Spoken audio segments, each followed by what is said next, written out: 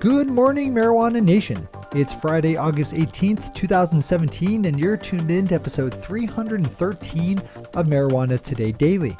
I'm your host, Shay Gunther, and I'll be walking you through today's marijuana news and headlines. As always, we have a full and busy day of cannabis news in our hands, so let's jump right into it. Our top story of the day is the good news out of Nevada that after a ruling by Carson City District Judge James Todd Russell, marijuana distribution in the Silver State won't be limited to alcohol distributors only.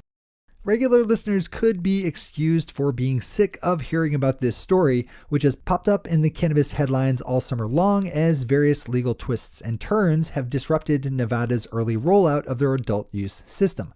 Our latest dispatch on this story came earlier in the week when Judge Russell temporarily suspended the granting of distribution licenses to non-alcohol distributors. In his ruling yesterday, the judge lifted that limitation after ruling that booze distributors still had appeals left in their dispute with the state tax department. So the short of it is that this thing still has lots of legal legs left and will likely be back in the headlines. But for now, the state is free to continue processing applications to any company wanting to get in on distributing legal marijuana in Nevada. Licensed Canadian medical marijuana giant Tilray has announced plans to invest $30 million Canadian or $24 million US in converting a pepper farm in Ontario to a huge marijuana cultivation and processing facility. When fully built out, the company says their new production site will be capable of pumping out more than 220,000 pounds of marijuana per year and will provide 250 people with full-time jobs. While Canada itself, which is heading towards nationwide legal adult use marijuana by next summer, will prove to be a large legal cannabis market, Canadian marijuana firms are also building with an eye on future export opportunities as overseas markets open up in the coming years. As I've said many times in the past and will likely say a lot more in the days to come, it's important to pay attention to what's going on up in Canada. Swing over to Marijuana Business Daily for the full read on this one. As always, we have all the news we cover linked to on our website at mjtodaydaily.com and on our Twitter account at mjtodaydaily.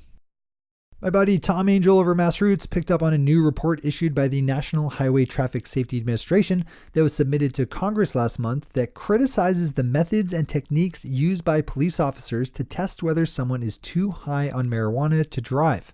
One of the money quotes in this report refers to the fact that science isn't really clear on how you can actually measure one's level of cannabis intoxication, saying, quote, "A number of states have set a THC limit in their laws indicating that if a suspect's THC concentration is above that level, typically 5 nanograms per milliliter of blood, then the suspect is said to be considered impaired.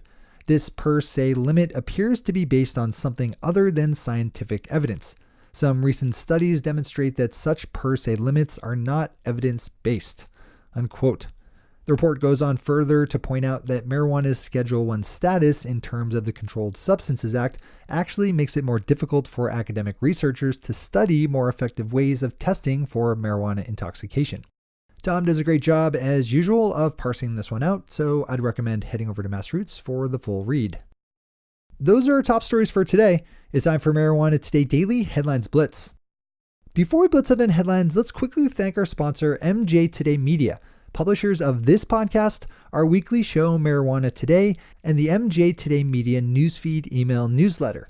Get hooked into all the legal marijuana news you need to know with MJ Today Media. You can find links to all the things we're up to and sign up for the newsfeed over at mjtodaymedia.com. That's mjtodaymedia.com. All right, time for the blitz. The Cannabist has nicely pulled together all the letters sent at the end of last month by U.S. Attorney General Jeff Sessions to the governors of Alaska, Colorado, Washington, and Oregon criticizing their legal marijuana systems. We've touched on this story a number of times in the last week or two as the governors have started to make their replies back to Attorney General Sessions public. Swing over to the Cannabist to read all of these Sessions letters. Bruce Barcott over at Leafly looked at the nebulous world of marijuana stocks and the sometimes shady companies behind them through an interview with Alan Brockstein from New Cannabis Ventures, a name and publication that regular listeners should be familiar with. Bruce touches on the recent upgrade in valuation claimed by High Times, who went from being worth $70 million to a claimed $250 million in the span of one acquisition deal. He also looks at the much hyped story on the California ghost town that sold itself to a marijuana company for conversion into a cannabis tourism destination. This is an important one to read, if only to more finely tune your pot stock bullshit radar. In Oklahoma, a ballot measure set to go before voters in November 2018, if approved, would give state medical marijuana patients access to one of the best medical marijuana programs in the country, by doing away with the concept of qualifying conditions entirely and simply allowing doctors to recommend medical cannabis for whatever ailment they think would be best treated by it. In addition, the ballot question would allow caregivers to grow any number of plants at home. We'll obviously follow this one more closely as next year's election comes around. Colorado Public Radio picked up on the story of the legal marijuana cultivators in their state embracing energy efficiency as an indicator of the industry's maturation. Indoor cannabis is incredibly energy intensive compared to outdoor, so every percentage of efficiency gleanable from the indoor cultivation process can return some very real financial savings. CPR's piece looked at the various ways Colorado cannabis cultivators are cleaning up their energy act. If that's any interest to you, this one might be a good one to open up in full. Florida activist and attorney John Morgan, who you might remember for his lawsuit against his state for their ban on smoking medical marijuana and for his outsized role in passing last year's medical marijuana initiative, is teaming up with Republican political strategist and all-around terrible person Roger Stone on a new initiative to push for more progressive cannabis laws. In a press release announcing the formation of their new group, the United States Cannabis Coalition, the unlikely pair said they intend to press the federal government to respect the states currently experimenting with legal marijuana laws. The Seattle Times has a great editorial that rips into Attorney General Jeff Sessions for his outdated stance on legal marijuana with the headline, quote, "Jeff Sessions, pot prohibition is so 2011," unquote. The editorial goes into detail on why Sessions is wrong about cannabis and nicely sums up the strength of our current position with, quote, "Nearly 1 in 5 Americans now live in a state with legal recreational marijuana. 3 out of 5 live in states with legal medical marijuana access. The numbers are growing. The prohibition era is done, whether Sessions wants to admit it or not," unquote.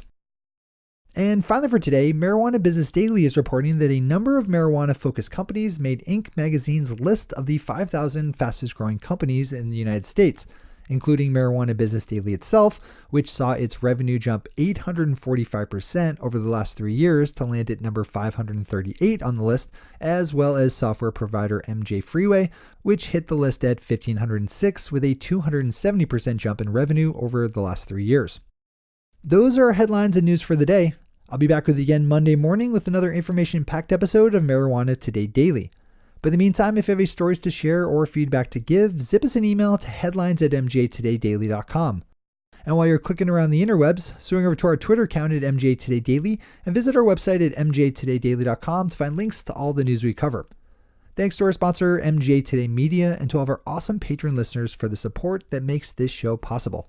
To join the illustrious ranks of the patron listeners yourself, swing on over to our website at mjtodaydaily.com and click on that big blue button at the top of the page that says Become a Patron.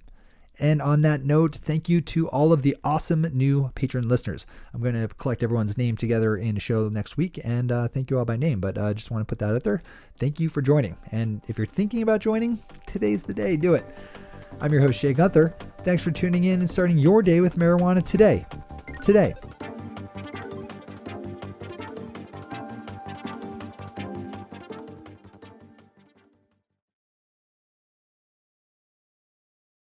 One take, Shay. One take.